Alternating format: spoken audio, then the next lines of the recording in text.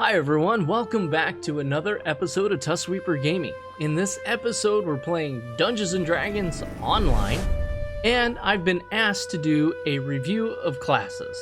So we're going to take a basic review of the classes and my opinion, that is, of how difficult or easy to play each class is. Let's go ahead and get into this video and get this started. Welcome to Tusk Gaming. Please like, subscribe, and get notified. Alright everyone, we're going to be giving a basic overview of how difficult each class is to play or how easy they are to play.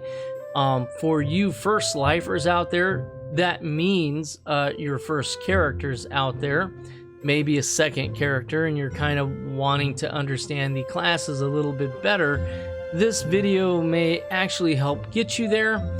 We're going to go ahead and discuss this as in the styles, and we're going to kind of stay with the template that Dungeons & Dragons Online has given us.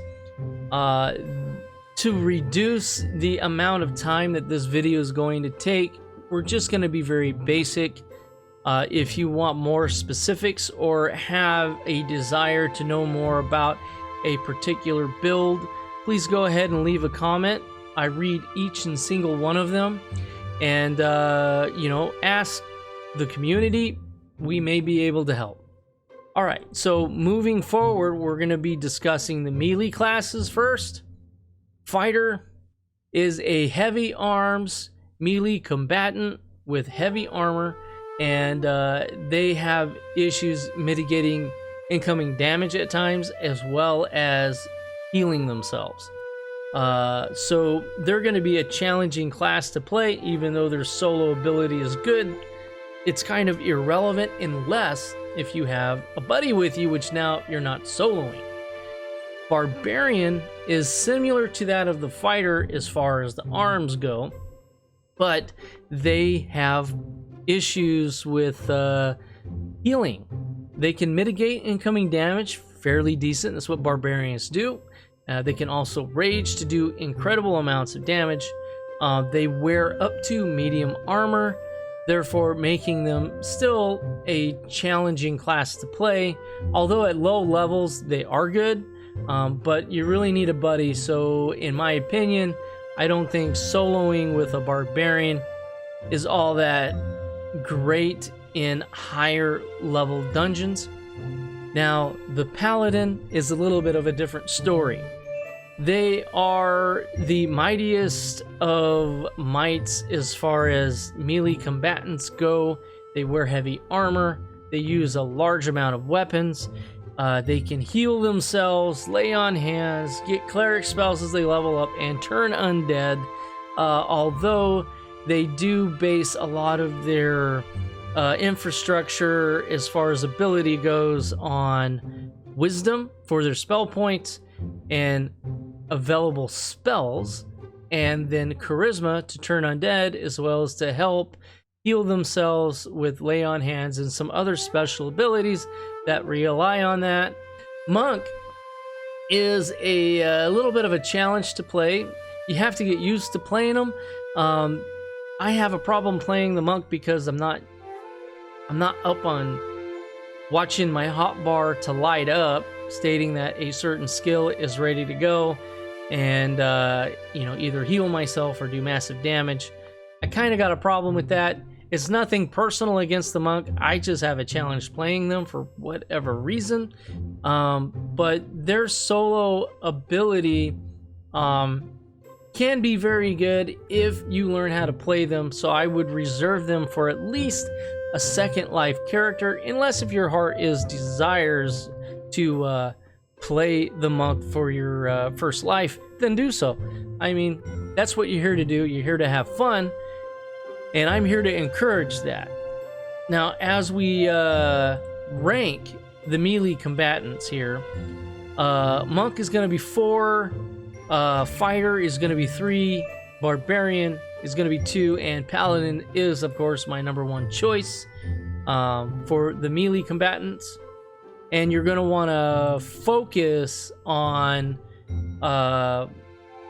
First off, you need to focus and give yourself at least a score of 14, 15 in wisdom. The same with charisma. The same with constitution. And then the rest can go into strength. But you really need to focus on wisdom and charisma first, because that's going to benefit you in the long run. Because you have to think long term with the paladin. You're going to, as you level up, you're going to get gear that is going to boost your ability points. And that's about right where you want them, in my opinion. All right, now with spells, we're going on to what I really like here. When I started Dungeons & Dragons Online, my main go-to was the Cleric. The Cleric is an amazing class. They can be, they have a kind of like a War Priest in the enhancement tree, which is like a Battle Cleric, or what I used to call a Battle Cleric. They can heal very well. That's what they are, primarily. But you can make them to be an undead killer by, insane turning abilities. Or you can do, extreme damage with fire and call lightning, stuff like that. It's definitely an amazing class to have and play. Now we've got the Sorcerer. The Sorcerer relies on charisma. They say challenging, but if you do a Sorcerer correctly, in the Eldritch Knight tree, you can get some really good protections. The issue you'll have with a Sorcerer is healing yourself. But if you concentrate on use magic device, UMD, as you level up, because UMD is charisma based, you'll be able to help mitigate some of that healing, going to wands, if you will, as well as potions, kind of backing the wands up a bit. But these are very, very fun to play. Wizards are also very fun. They do insane amount of DPS like the Sorcerer, but they are more intelligence based, and you can scribe spells into your spell book. That's where the difference is. Sorcerers cannot, warlocks cannot.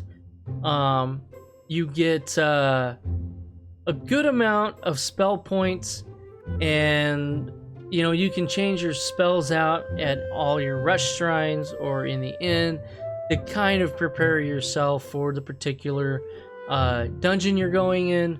Sorcerers, you have to go to a trainer, spend some money, and you can only do it every couple of days or so. Same with warlocks. So you have a better spell manipulation, if you will, with wizards. Now, wizards can specialize in necromancy, do finger of death, point, die, spells, or you can go nuking, which is what typically sorcerers do. Sorcerers are more the nuker spellcasters in your party. Now, favored soul is similar to that of the cleric. They're kind of, I would say, the sorcerer version of the cleric. Fewer spells, more spell points. Basically, that's what they are. Now, favored souls, you can use wisdom or you can use charisma, depending whichever direction you want to go. And druids primarily use wisdom for their spell points, but you do want to have a good constitution, dexterity, and strength, depending what you want to do with your particular druid. If you're going to be a straight spellcasting druid, which you can, I call those elemental druids. They're very fun to play, very challenging to play, but you can get away with a lot of stuff being a druid because you can heal yourself as well, similar to that of a cleric, but they do have some heal over time spells that the cleric or favored soul or paladins do not have. So that's what makes them unique. and you can get to a point to where you can use those particular spells or all of your spells in general without any penalties. You can wear up to you know, in one of the enhancement trees, you can select to wear heavy armor, and it won't impede your druid spellcasting ability. It will not go against your druidic oath, you know, or you can kind of ride the line to a typical druid. All right, so now Warlock is an amazing class. They use Eldritch Blast. You can use them as spell ranged, or you can use them as a melee combatant. You can get Knock, which is a unlocked spell for doors and chests, as well as Find Secret Doors. They have other spells you can choose from. They are limited on spells. I mainly use the spells to do Knock, Detect Secret Doors, and Blur, and a few other things, just to kind of help manage me getting hit. But they are a very fun class to play. I don't find them that challenging. They're very simple to play, and the solo ability, I think, is better than fair. So I think it's more of a good or very good solo ability. You have to play smart, pull little groups, and you manage them, and you'll be just fine. You won't have any problems. So out of all of these spellcasting classes, I would have to range them all being fairly equal, but I do have to put them in order. They're all fun to play. They all have a uniqueness to them, and because you don't get you get temporary hit points as a warlock, you can get some as a sorcerer in I think the Eldritch Night Tree. So we're gonna do number 6 sorcerer, 5 warlock, 4 favored soul, 3 cleric, 2 wizard, and wizard using the Pell Master Tree for some healing, that is, and the Eldritch Night Tree for some DPS, and then the druid for number 1 in the in its protection tree. Those are my rankings. So druid is fun to play. If you haven't made a character, I would highly suggest maybe druid, because you'll learn the melee combatant, you'll learn the spellcasting mechanics, and you know, all that other stuff, and changing into bear form and into wolf form and into, you know, your race form. It's pretty cool. So that's what I suggest. Now we go into specialist. Now the specialists are fairly interesting. Ranger is a fun class to play. They use basically they're ranged, as in ranger, but they can be melee combatants, you know, and you kind of like almost like swashbucklers, kind of like the bard in a sense, but they do get, you know, a few spells, you know, pass without trace, you know, wild empathy, you know, maybe some others similar to that of the druid. They're kind of like in between a bard and a druid a little bit.